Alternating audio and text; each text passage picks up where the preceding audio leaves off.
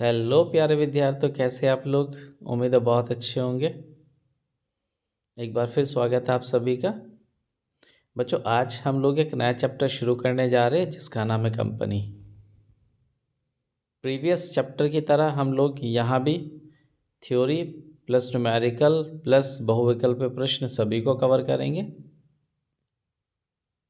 ताकि आप लोग इस चैप्टर से आने वाला कोई भी क्वेश्चन एग्ज़ाम के अंदर आसानी से अटैम्प्ट कर सके। ठीक, चलिए अब ज़्यादा समय न लेते, आज के क्लास को हम लोग शुरू कर लेते हैं। बच्चों देखिए, इस चैप्टर में जो सबसे पहला और बेसिक क्वेश्चन बनता है वो है कंपनी क्या है, या कंपनी को परिभाषित कीजिए। जी हाँ बच्चों, अब कंपनी क्या है चलिए जान लेते हैं। कंपनी विधान द्वारा निर्मित एक कृत्रिम व्यक्ति है जिसका व्यवसाय एक सार मुद्रा के द्वारा होता है। कंपनी का अस्तित्व अपने सदस्यों से पृथक एवं स्थायी होता है। सामान्यतः इसके सदस्यों का उत्तरदायित्व सीमित होता है तथा पूंजी हस्तांतरणशील अंशों में विभाजित होती है। इसकी परिभाषा की बात करें, कंपनी अधिनियम 2013 की धारा 220 के अनुसार कंपनी का आशय इस अधिनियम अथवा किसी पूर्व कंपनी अधिनियम के अधीन समामेलित एक कंपनी से है। चलिए बच्चों, अब जरा हम लोग वो टर्म्स देख लेते जो आप लोगों को शायद समझ में या तो आए हैं या फिर कम आए हैं। देखिए, यहाँ विधान की बात करें तो विधान मतलब कानून। कंपनी जो है वो किसी, जी हाँ, कंपनी कानून के द्वारा निर्मित एक व्यक्ति, इसीलिए इसको कृत्रिम कहा गया है। तो हम सिंपल शब्दों में कहें तो कंपनी विधान द्वारा निर्मित एक कृत्रिम व्यक्ति है। अच्छा, चूंकि ये कृत्रिम व्यक्ति है तो इसका जो व्यापार होता है सार मुद्रा के माध्यम से होता है, उसके द्वारा होता है। सार मुद्रा से यहाँ अर्थ कंपनी की सील से है। सील मतलब मोहर से है, जिसको कंपनी के हस्ताक्षर भी कहा जाता है। जब तक किसी डॉक्यूमेंट या समझौते के अंदर कंपनी के सील का इस्तेमाल नहीं होगा, तब तक वो कंपनी के साथ मानी गई डील या फिर समझौता नहीं होगा। ठीक, कंपनी का अस्तित्व उसके सदस्यों से अलग और स्थायी होता है। जी हाँ बच्चों, यहाँ कंपनी के सदस्यों की संख्या घटने बढ़ने से कंपनी के अस्तित्व पर कोई प्रभाव नहीं होते, शाश्वत चलता रहता है। साथ ही इसके सदस्यों का जो दायित्व तो सीमित होता है, और किसी भी कंपनी की जो पूंजी होती है वो छोटे छोटे टुकड़ों में बटी होती है, जिनको हम लोग अंश कहते हैं, और ये अंश पूर्णतः हस्तांतरणीय होते हैं। ठीक, चलिए आई होप आप लोगों को ये कंपनी का अर्थ और उसकी परिभाषा समझ में आ गई होगी। बच्चों, यहाँ इस चैप्टर के अंदर जितनी भी आपको परिभाषाएं मिलेगी वो जनरली कंपनी अधिनियम 2013 की धारा के अंतर्गत दी जाएगी। तो आप लोग इनको ध्यान से मेमोराइज़ करेंगे ताकि किसी तरह की कोई गलती आप लोग ना करें। चलिए इसके बाद हम लोग, जी हाँ बच्चों, पढ़ लेते हैं कंपनी का वर्गीकरण। अभी कंपनी क्या होती है हमने आपको समझाया। अब कंपनी कितने प्रकार की होती है वो एक बार हम लोग देख लेंगे। अब कंपनी के प्रकार सीखने के लिए यहाँ आप लोग को आधार तैयार किए गए हैं। जैसे नंबर 1 पे देखा है, लिखा है, देखिए, कंपनी के निर्माण की विधि के आधार पर, जहाँ कंपनी को जो हम लोग बनाते, यदि उस आधार पर हम लोग देखें तो कंपनी 3 प्रकार की होती है। एक चार्टर्ड कंपनी, दूसरी वैधानिक कंपनी, तीसरी समामेलित कंपनी। यदि दायित्व के आधार पर बात करें हम लोग तो ये 2 प्रकार की होती हैं। एक सीमित दायित्व वाली कंपनी और दूसरा असीमित दायित्व वाली कंपनी। सीमित दायित्व काम वाली कंपनी फिर से 2 प्रकार की होती है, अंश द्वारा सीमित कंपनी, गारंटी द्वारा सीमित कंपनी। तीसरा जो आधार है वो है सदस्यों की संख्या के आधार पर। कंपनी 3 प्रकार की हो सकती है, निजी कंपनी, सार्वजनिक कंपनी, एकल व्यक्ति कंपनी। इसके बाद राष्ट्रीयता के आधार पर दो प्रकार की हो सकती है, विदेशी कंपनी और भारतीय कंपनी। नियंत्रण के आधार पर सूत्रधारी कंपनी, सहायक कंपनी। इसके बाद आकार के आधार पर लघु कंपनी, बृहद कंपनी। और उसके बाद और जो रह गई है उनके प्रकार नीचे दिए गए हैं, सरकारी कंपनी, गैर सरकारी कंपनी, बैंकिंग कंपनी, गैर बैंकिंग कंपनी, बीमा कंपनी, सूचित कंपनी आदि। तो बच्चों ये सभी प्रकार की कंपनियां होती हैं। अब कंपनियों का वर्गीकरण किस प्रकार है ये आप लोग देख चुके हैं। अच्छा, हम लोग यहाँ इस क्लास के अंदर सभी कंपनीज़ को तो स्टडी नहीं करेंगे, जो इनमें इम्पोर्टेंट है उनको केवल हम लोग स्टडी करेंगे, ताकि हम लोग को इन्हें याद करने में, इनको समझने में और उसके बाद परीक्षा में लिखने में आसानी हो सके। ठीक है, चलिए। तो बच्चों सबसे पहले हम लोग देख लेते हैं सरकारी कंपनी क्या होती है, गवर्नमेंट कंपनी जिसको कहते हैं आप लोग। पढ़िए, कंपनी अधिनियम 2013 की धारा 245 के अनुसार, हाँ, जो उसको परिभाषित किया गया कंपनी को, वो कंपनी अधिनियम 2013 की धारा 245 में परिभाषित किया गया। लिखा है, सरकारी कंपनी ऐसी कंपनी होती है जिसकी कुल चुकता अंश पूंजी, कुल चुकता अंश पूंजी मतलब पेड अप शेयर कैपिटल का न्यूनतम 51% भाग केंद्र सरकार या किसी राज्य सरकार या सरकारों अथवा आंशिक रूप से केंद्र सरकार और राज्य सरकार या सरकारों के पास हो, तथा इसमें वह कंपनी भी सम्मिलित होती है जो इस प्रकार की सरकारी कंपनी की सहायक कंपनी होती है। जी हाँ बच्चों, अगर हम लोग बड़ा सिंपल फॉर्म में बात करें तो किसी भी कंपनी के अंदर यदि किसी केंद्र या राज्य सरकार का 50% से अधिक, 51% या उससे अधिक हिस्सा होता है या साझेदारी होती है तो कंपनी सरकारी कंपनी कहलाती है। और सरकारी कंपनी की यदि कोई सहायक कंपनी है तो वो भी सरकारी कंपनी ही कहलाएगी। ठीक, चलिए। इसके बाद हम बात करेंगे एकल व्यक्ति कंपनी की, वन पर्सन कंपनी। ये एक नया कॉन्सेप्ट है और ये काफ़ी पूछा भी जाता है एग्ज़ाम के अंदर, तो आप इसको बहुत ध्यान से तैयार करेंगे। बच्चों, जो ये वन पर्सन कंपनी है, एकल व्यक्ति कंपनी, ये निजी कंपनी का ही एक रूप है। ठीक, चलिए पढ़ लेते हैं। देखिए, इसको परिभाषित किया गया है कंपनी अधिनियम 2013 की धारा 262 के अनुसार।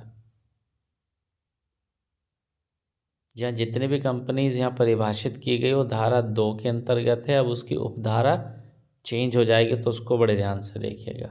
अभी जैसे सरकारी कंपनी की बात करी थी वहाँ धारा 245 थी, यहाँ धारा 262 है। तो एकल व्यक्ति कंपनी कंपनी अधिनियम 2013 की धारा 262 के अंतर्गत परिभाषित है। किस प्रकार देखिएगा, एकल व्यक्ति कंपनी से आशय ऐसी कंपनी से जिसका केवल एक व्यक्ति ही सदस्य होता है। हाँ जी हाँ बच्चों, इसमें सदस्य केवल एक ही रहेगा। यदि एक से ज़्यादा सदस्य हो जाता है तो ये निजी कंपनी का रूप ले लेगी। ठीक, चलिए आगे लिखा है, एकल व्यक्ति कंपनी के संबंध में कंपनी नियम 2014 के नियम 3 के अनुसार निम्न प्रावधान है। हाँ, कुछ बातें आप लोगों को जानना जरूरी है। वो कौन कौन सी बातें? पहली है, एकल व्यक्ति कंपनी का समामेलन एक प्राकृतिक व्यक्ति द्वारा किया जा सकता है जो भारत का नागरिक एवं निवासी हो। दूसरा, एक व्यक्ति एक से अधिक एकल व्यक्ति कंपनियों का समामेलन नहीं करा सकता। समामेलन मतलब रजिस्ट्रेशन नहीं करा सकता। नंबर 3, एकल व्यक्ति कंपनी गैर बैंकिंग वित्तीय व्यापार नहीं कर सकती।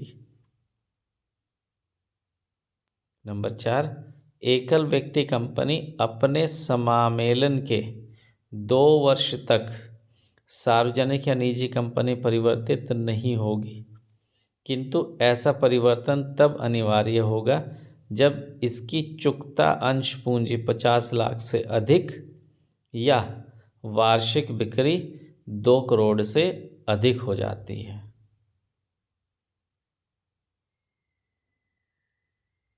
उम्मीद आप लोगों को समझ में आया होगा। देखिए, परिभाषा तो बड़ी सिंपल है इसकी। कोई भी ऐसी कंपनी जिसका केवल एक सदस्य होता है वो एकल व्यक्ति कंपनी कहलाती है। इसके कुछ प्रावधान दिए गए जो कंपनी नियम 2014 के नियम 3 में है, वो आप लोग पढ़ चुके हैं। इनको ध्यान से आप लोग याद कर लीजिएगा। नेक्स्ट इसके बाद हम बात करेंगे निजी कंपनी की। जी हाँ बच्चों, निजी कंपनी क्या है, इसको भी परिभाषित किया गया और यहाँ इसकी जो धारा है वो धारा 268 है, 68। चलिए पढ़ लेते हम लोग। भारतीय कंपनी अधिनियम 2013 की धारा 268 के अनुसार निजी कंपनी का आशय ऐसी कंपनी से है जो अपने अंतर नियमों द्वारा, नंबर 1, अपने अंशों के हस्तांतरण पर प्रतिबंध लगाती है। जी हाँ बच्चों, अपने अंशों के हस्तांतरण पर प्रतिबंध लगाती है। इसके बाद है नंबर 2 पे, अपने सदस्यों की संख्या 200 तक सीमित रखती है। इसके अंदर भूतपूर्व एवं वर्तमान कर्मचारियों को छोड़कर, इसका मतलब कंपनी के जो पहले कर्मचारी रह चुके हैं या जो वर्तमान में हैं, यदि वो कंपनी के सदस्य हैं तो उनको सदस्यों में काउंट नहीं किया जाएगा। इसके बाद नंबर 3, अपने अंशों और ऋण पत्रों को खरीदने के लिए जनता को आमंत्रित नहीं करती है। इन 3 बातों का विशेष ध्यान रखिएगा। इसके अलावा एक निजी कंपनी की न्यूनतम चुकता पूंजी, minimum paid up capital 1 lakh रुपया या उससे अधिक निर्धारित की गई राशि होती है तथा इसके सदस्यों की न्यूनतम संख्या कम से कम 2 होनी चाहिए। प्रत्येक निजी कंपनी को अपने नाम के अंत में प्राइवेट लिमिटेड शब्द लिखना अनिवार्य है। चलिए, तो आप लोगों को निजी कंपनी क्या होते समझ में आया होगा। इसके बाद हम लोग बात करेंगे सार्वजनिक कंपनी की। इसको कंपनी अधिनियम 2013 की धारा 271 में परिभाषित किया गया है। चलिए पढ़िए और देखिए। भारतीय कंपनी अधिनियम 2013 की धारा 271 के अनुसार सार्वजनिक कंपनी का आशय एक ऐसी कंपनी से है जो प्राइवेट कंपनी नहीं है तथा जिसकी न्यूनतम चुकता अंश पूंजी, minimum paid up share capital 5 lakh रुपए या उससे अधिक निर्धारित की गई राशि है।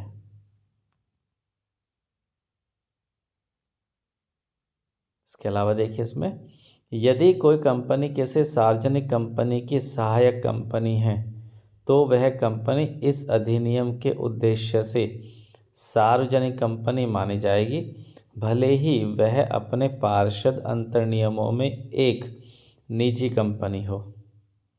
सार्वजनिक कंपनी में कम से कम 7 सदस्यों का होना अनिवार्य है। यदि सार्वजनिक कंपनी एक सीमित दायित्व वाली कंपनी हो तो उसे नाम के अंत में लिमिटेड शब्द लिखना अनिवार्य है।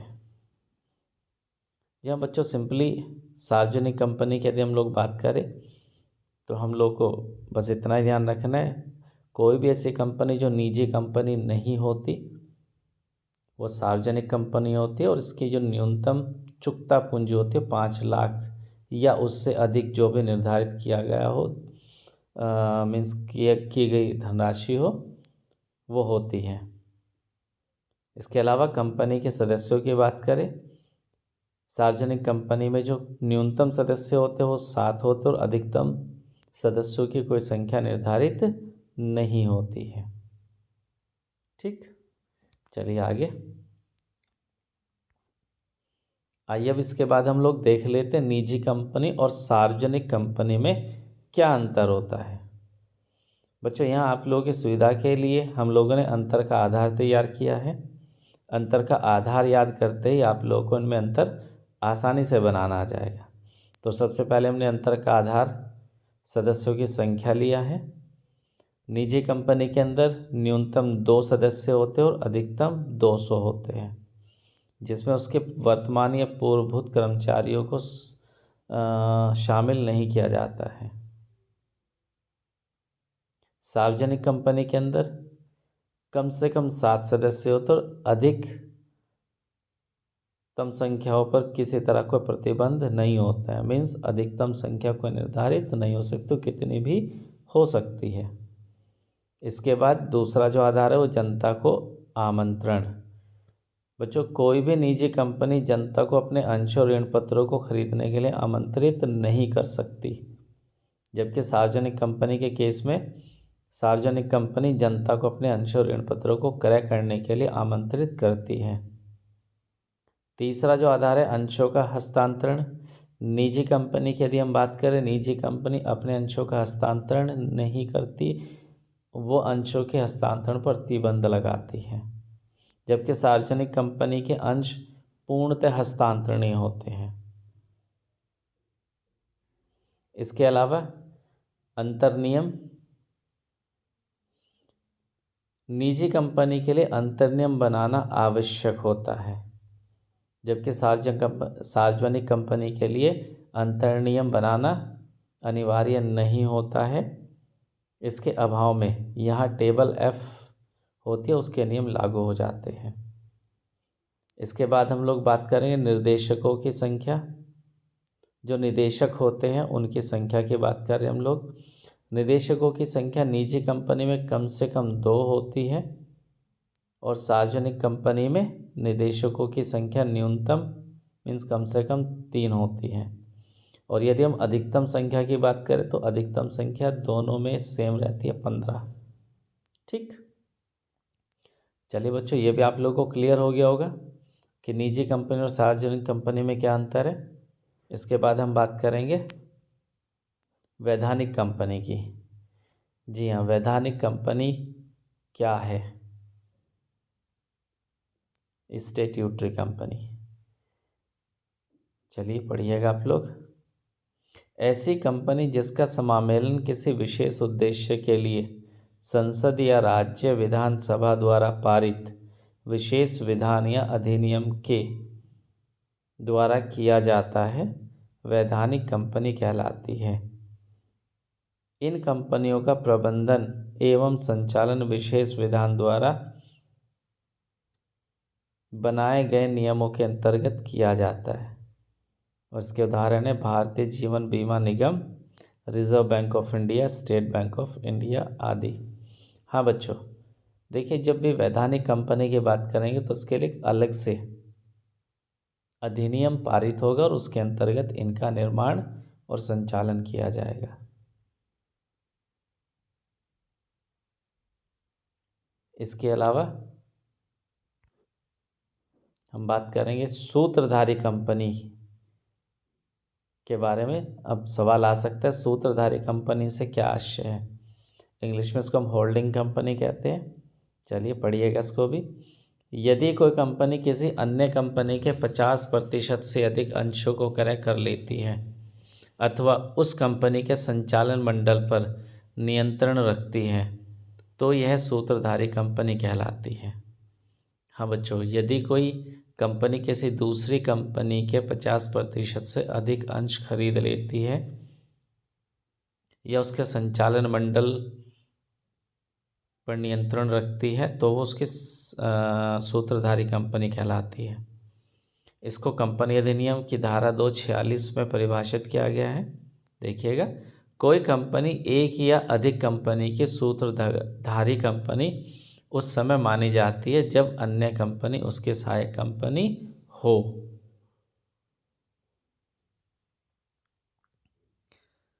आई होप आप लोगों को ये भी समझ में आ गया होगा। तो बच्चों आज के लिए बस इतना ही। इसके अलावा जो आप लोगों की थ्योरी हम लोग नेक्स्ट क्लास के अंदर कवर करेंगे। तब तक स्वस्थ रहिए, पढ़ते रहिए।